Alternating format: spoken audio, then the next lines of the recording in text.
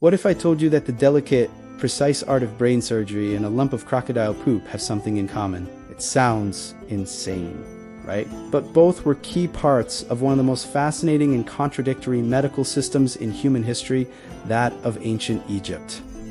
Welcome back to the channel. Today, we're peeling back the bandages to look at the brilliant, bizarre, and sometimes downright dangerous world of ancient Egyptian medicine. When you think of ancient Egypt, you probably picture pyramids, pharaohs, and hieroglyphs. But what you might not know is that they were also medical pioneers. Long before the Greeks, the Egyptians were practicing a surprisingly advanced form of medicine. Our best evidence for this is a document called the Edwin Smith Papyrus. It's the oldest surviving surgical text in the world, dating back to around 1600 BCE, but it's likely a copy of a much older text. And what it reveals is stunning. It's not a book of magical spells. It's a practical, head-to-toe manual for treating traumatic injuries. It describes 48 cases, from skull fractures to spinal injuries, each with a diagnosis, treatment, and prognosis. The author even noted which injuries were untreatable, showing a remarkable level of clinical realism.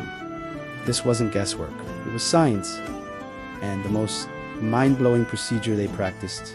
Brain surgery, the technical term is trepanation, which is the practice of drilling or scraping a hole into the human skull. Now, this wasn't just some crude bashing of heads. The papyri and archaeological evidence suggests a careful, methodical process. Imagine this. You're in ancient Thebes, suffering from debilitating headaches or perhaps a head injury from a construction accident at a temple. The physician, a respected figure, would first shave your head. They might give you an anesthetic, probably a mixture of opium and other herbs to dull the pain. Then, using an obsidian or bronze knife, they would make a precise incision in your scalp. To control the bleeding, they would cauterize the wound with a heated instrument. Next comes the most delicate part. Using a primitive hand drill, they would slowly and carefully perforate the skull. This wasn't a quick process. They had to be incredibly skilled to not puncture the dura mater, the protective membrane surrounding the brain. Once the hole was made, they would use a lever to pry out a small piece of bone. This would relieve pressure on the brain, perhaps allowing them to remove a blood clot or even access a surface-level tumor. Finally, the piece of bone might be put back, and the wound would be stitched up and bandaged with linen soaked in honey, which we now know has powerful antiseptic properties. You might be thinking, there's no way anyone survived that. But the archaeological evidence tells a different story. Archaeologists have found numerous skulls with clear signs of trepanation, and the most incredible part, many of these skulls show signs of healing and bone regrowth around the hole. This means the patients didn't just survive the surgery. They lived for months or even years afterward. Some skulls even have multiple healed trepanation holes, meaning the person underwent this intense procedure more than once and lived to tell the tale. This high survival rate is a testament to the incredible skill and anatomical knowledge of these Bronze Age surgeons. They understood that the brain was the seat of consciousness and that relieving pressure on it could save a life. It was a staggering achievement, thousands of years ahead of its time. So, the ancient Egyptians were brilliant surgeons, right? Case closed?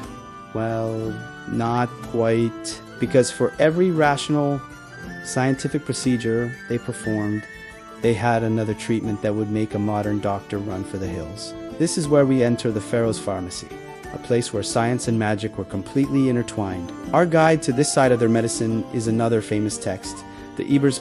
Unlike the clinical Edwin Smith Papyrus, this one is a wild mix of practical remedies and magical incantations. It contains over 700 formulas and spells for everything from stomach aches to crocodile bites, and this is where things get messy.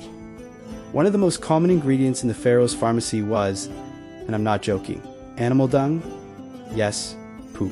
They used it for everything. Let's start with the most famous example, crocodile dung.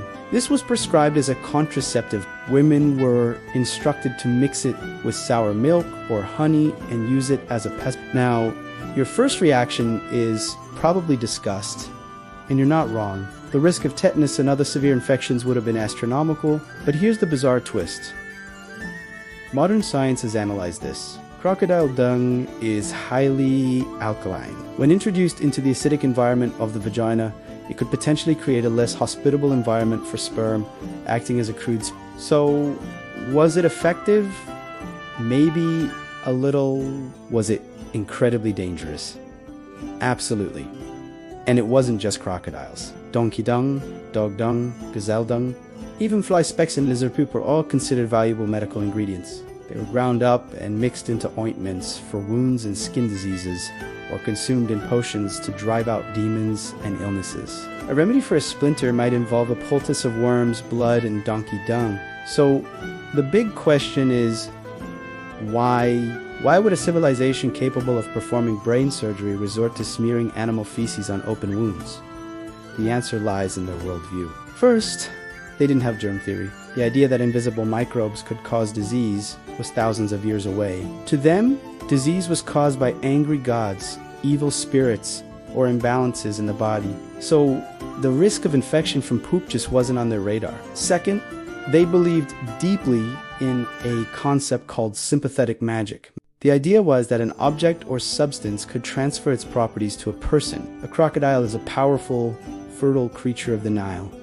So by using its dung, you might be able to harness some of that power, in this case, to control fertility. A donkey is a strong, hardy animal, so its dung might impart strength and healing. The incantations and spells said, while applying these remedies, were just as important as the ingredients themselves, meant to magically activate their properties.